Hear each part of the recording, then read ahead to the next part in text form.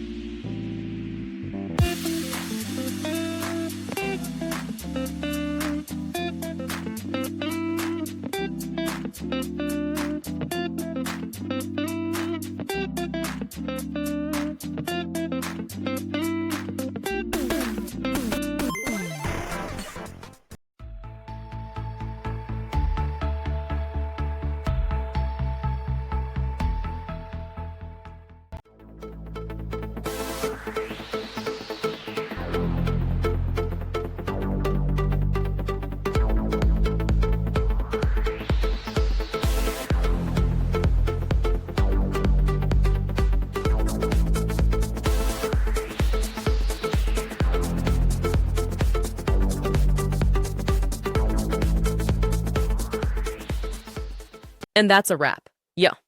I hope you found the answer you were looking for. If you did, take a second to hit that subscribe button. It really helps out. And let me know in the comments which solution worked best for you. See you next time in the debug zone.